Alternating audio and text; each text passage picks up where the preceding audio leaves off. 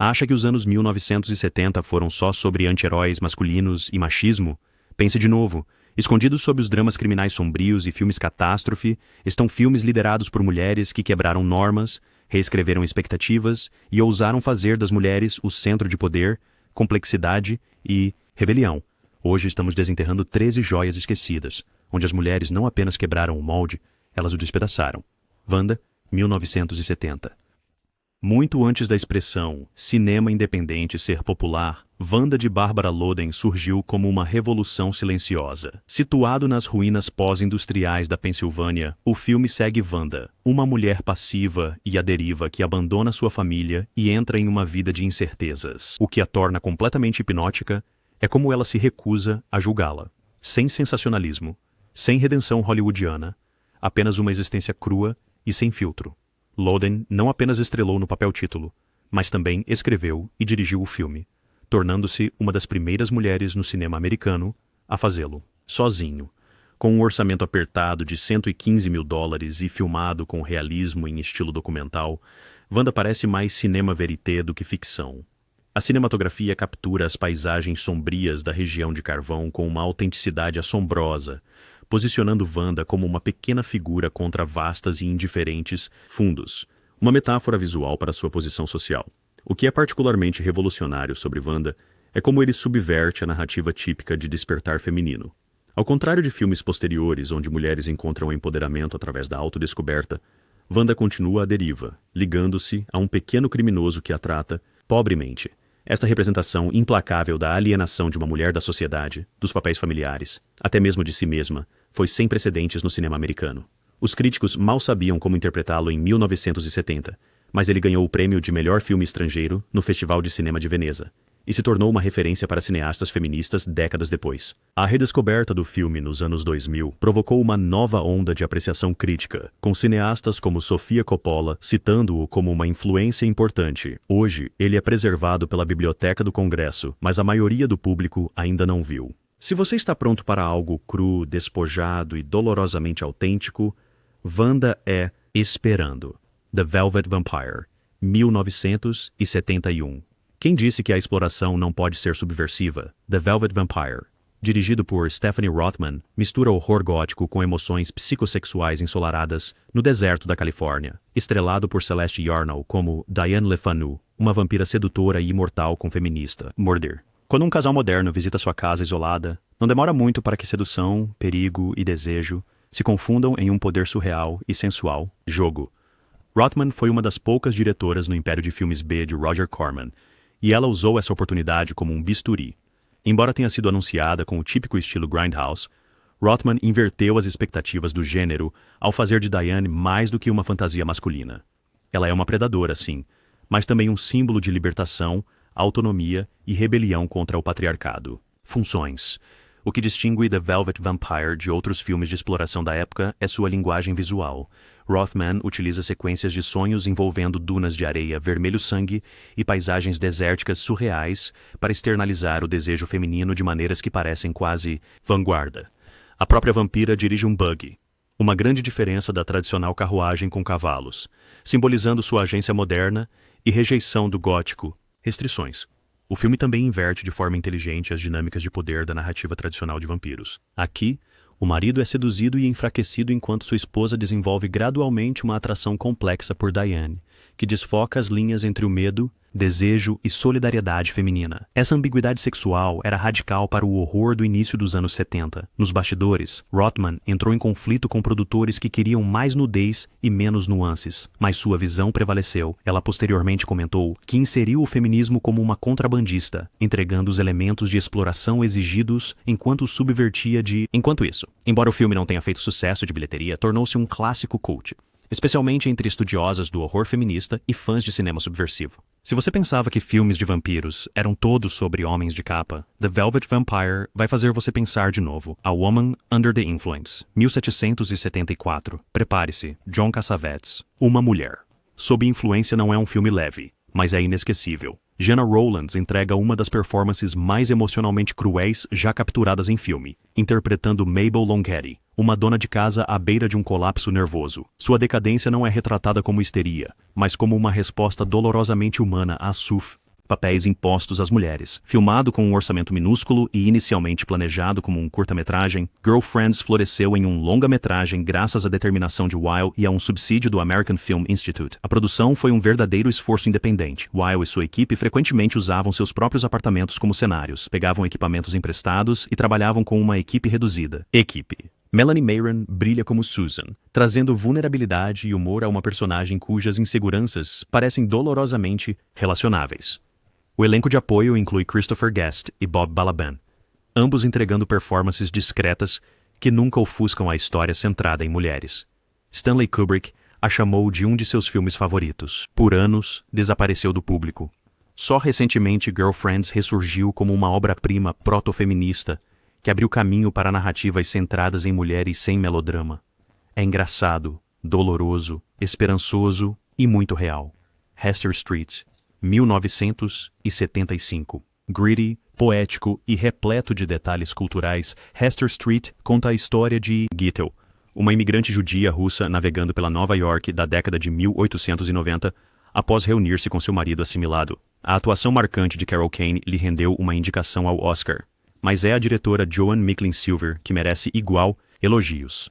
Em uma época em que diretoras quase não eram visíveis em Hollywood, Silver insistiu em dirigir essa história de resiliência feminina e identidade cultural. Quando os estúdios rejeitaram o projeto, alegando que o público não assistiria a um filme com diálogos em Yiddish e ambientação de época, o marido de Silver levantou os fundos de forma independente, permitindo a ela total controle criativo. O que surgiu foi uma obra-prima do feminismo histórico.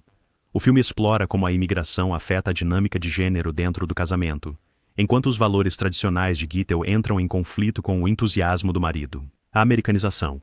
Quando ele exige que ela abandone sua peruca ortodoxa e adote modas modernas, torna-se um campo de batalha para a identidade cultural e a autonomia feminina, filmado em preto e branco para evocar tanto a autenticidade da época quanto o estilo documental. Realismo. Hester Street recria as movimentadas habitações e oficinas do Lower East Side com detalhes notáveis, apesar de suas limitações. Orçamento. O estilo visual do filme presta homenagem à fotografia antiga e às narrativas de imigrantes, mantendo um foco íntimo na jornada interna de Gittel. Apesar da resistência dos distribuidores, tornou-se um sucesso inesperado nas bilheteiras, arrecadando mais de 5 milhões de dólares com um orçamento pequeno. Orçamento. Seu reconhecimento crítico ajudou a abrir portas para mais diretoras e storytelling etnicamente específico no cinema americano. Seu legado vive em cada história de imigrante contada com dignidade e profundidade. Se você quer um drama de época com um coração feminista pulsante, este é essencial. A Cadeira do Motorista, 1974.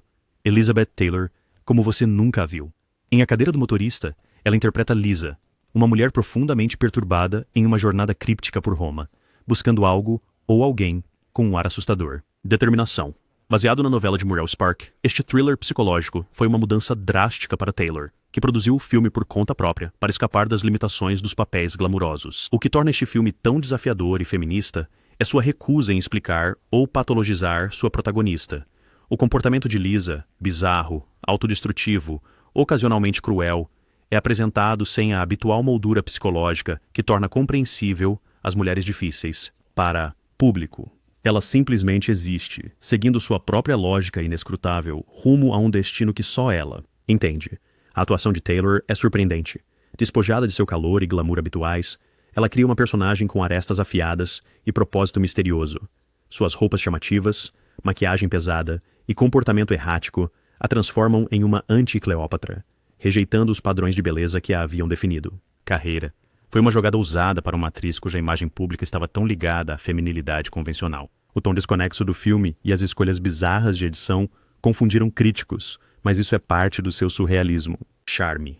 O diretor Giuseppe Petroni Griffi emprega flash-forwards, mudanças de cor e ângulos de câmera desorientadores para colocar os espectadores dentro da perspectiva fragmentada de Lisa. O filme resultante parece uma resposta feminista à arte centrada nos homens da época. Filmes oferecendo a desintegração de uma mulher como algo digno de uma exploração artística séria. Embora tenha fracassado no lançamento, o filme é agora um artefato cult, citado por feministas e entusiastas do horror por sua representação de uma mulher que se desintegra em desafio, não fraqueza. Ele prefigura o horror feminista posterior e merece reconhecimento ao lado de obras como Repulsion e Persona. É um dissenso que vale a pena testemunhar. Júlia de Osma. Baseado nas memórias controversas de Lillian Hellman. Pentimento. Júlia é uma história assombrosa de feminino. amizade feminina, coragem e resistência política. Jane Fonda estrela como Hellman, uma dramaturga envolvida no perigoso mundo da resistência antinazista graças à sua amiga enigmática, Julia, interpretada com graça firme por Vanessa Redgrave. O que distingue Julia no cenário do cinema dos anos 70 é sua representação do heroísmo feminino fora dos contextos domésticos.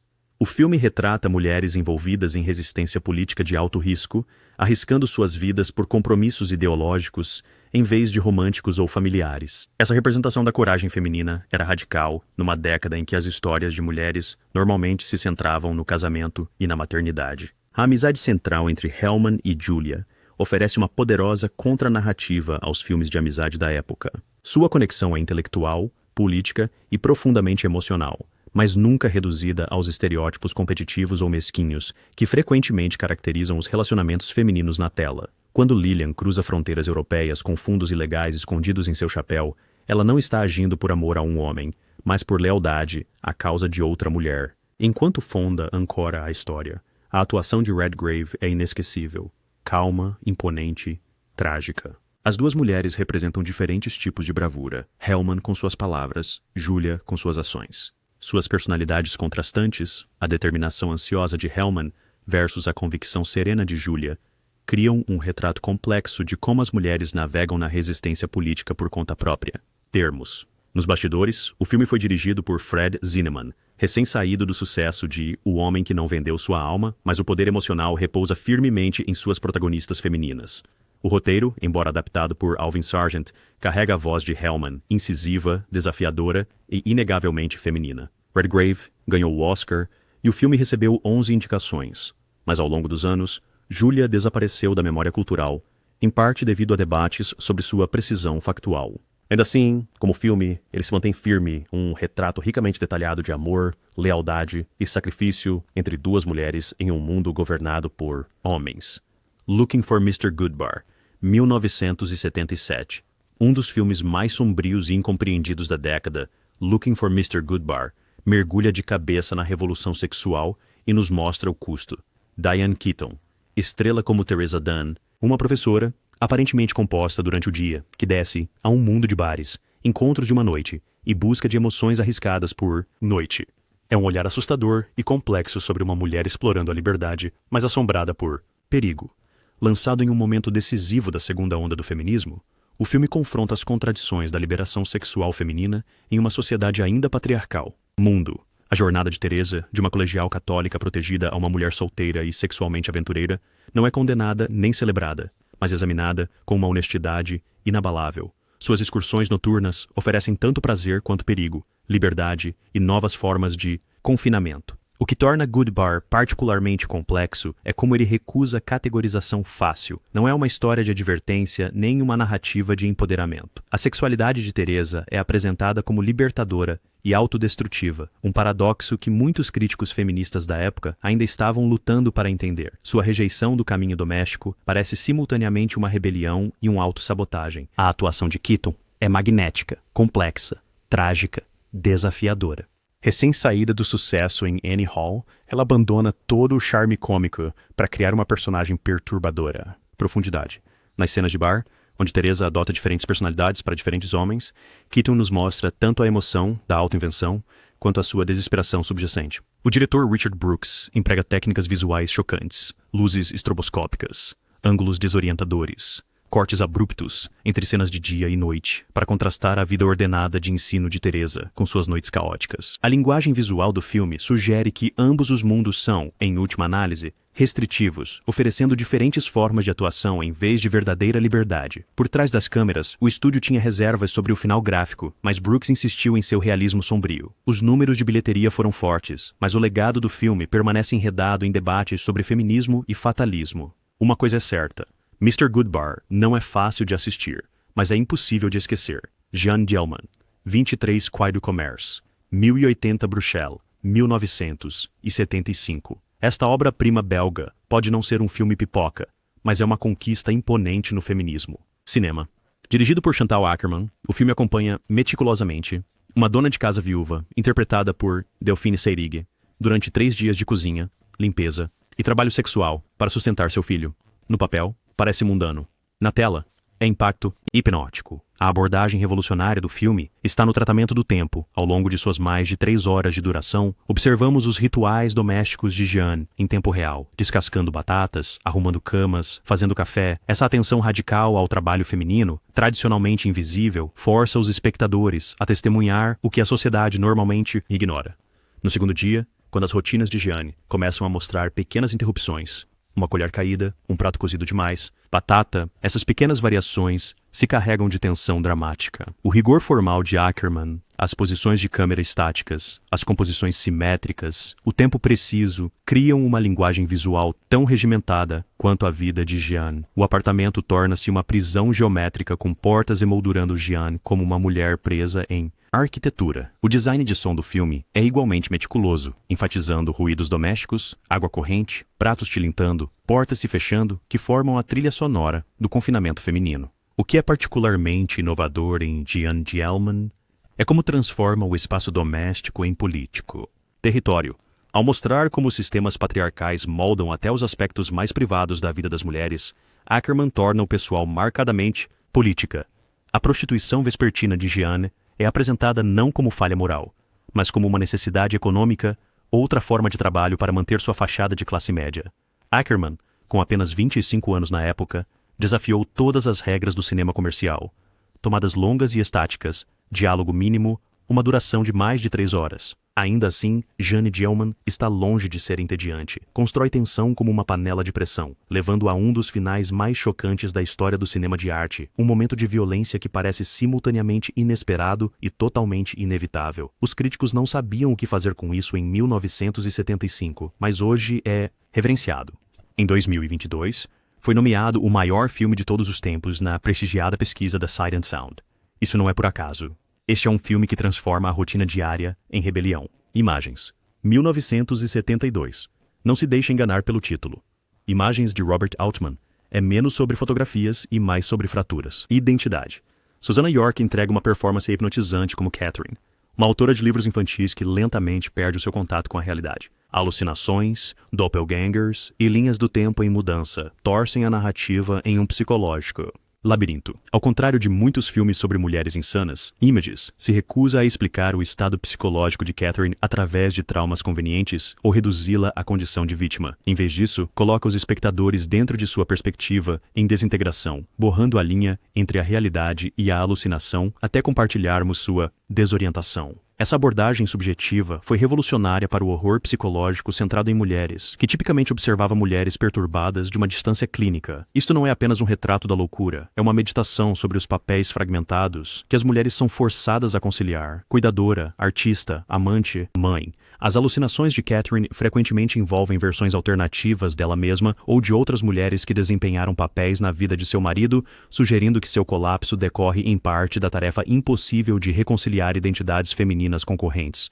O cenário do filme, uma casa de campo isolada na Irlanda, torna-se um personagem em si, com paisagens enevoadas e estradas sinuosas que espelham o labirinto interno de Catherine. Altman usa superfícies refletivas, janelas, espelhos, lagos, para fragmentar a imagem de York ao longo do filme, reforçando visualmente sua identidade fragmentada. Altman escreveu o roteiro ele mesmo, mas a interpretação de York eleva-o a algo assombroso.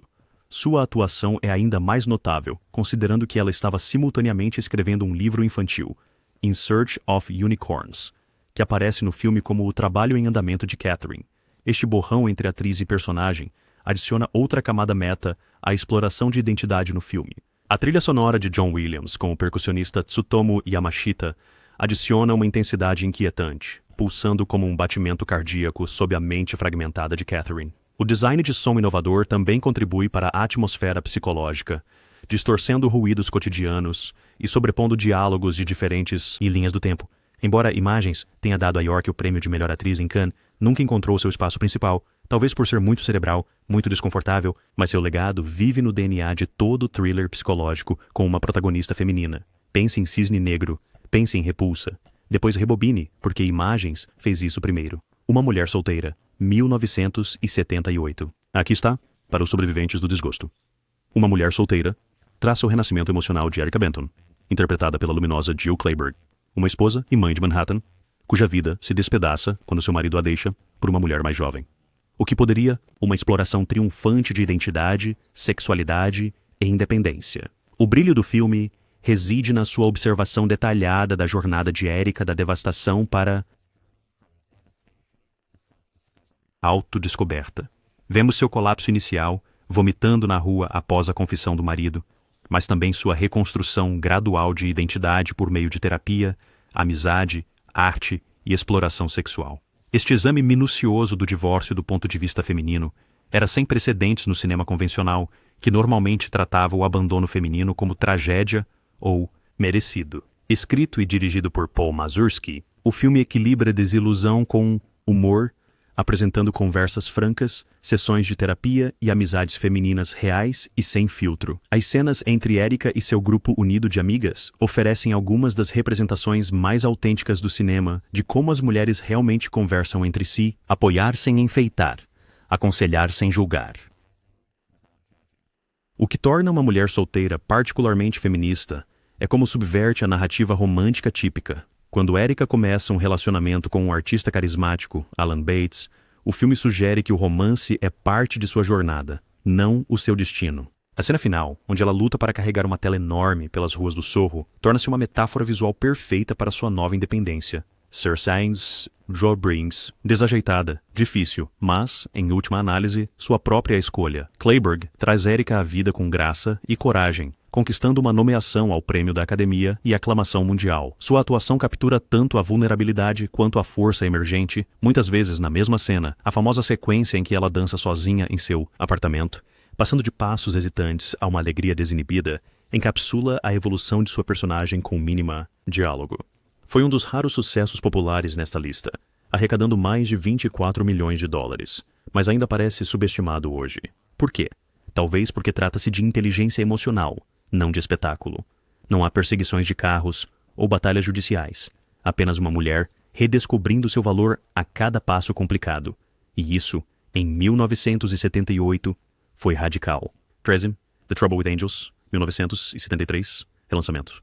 Embora lançado originalmente em 1966, The Trouble with Angels ganhou uma segunda vida no início dos anos 70, através de exibições em campos e círculos de filmes feministas. Por quê? Porque ousou mostrar jovens mulheres rebelando-se com charme e inteligência dentro de uma escola católica de meninas. Hayley Mills e June Harding interpretam estudantes travessas que desafiam a autoridade da Madre Superiora, interpretada por Rosalind Russell em um de seus últimos grandes papéis. O que torna este filme particularmente significativo é sua diretora, Ida Lupino, uma cineasta pioneira que começou a dirigir numa época em que Hollywood não tinha praticamente nenhuma mulher atrás das câmeras. Lupino trouxe nuances para o que poderia ter sido uma simples comédia, infundindo o filme com observações sutis sobre a autoridade feminina, mentoria e rebelião dentro de espaços sancionados. O feminismo do filme opera em múltiplos níveis. Na superfície, celebra a travessura e a solidariedade das meninas, suas ideias brilhantemente mordazes para perturbar a escola. Rotina. Em um nível mais profundo, explora como as comunidades femininas desenvolvem suas próprias estruturas de poder e sistemas de valor fora da influência masculina. A escola se torna um microcosmo onde mulheres de diferentes gerações negociam autoridade e independência. Talvez mais subversivamente, o filme sugere que a vida religiosa poderia ser uma escolha legítima para jovens mulheres inteligentes e independentes, não como fuga ou negação, mas como um caminho alternativo para a mulher à agência.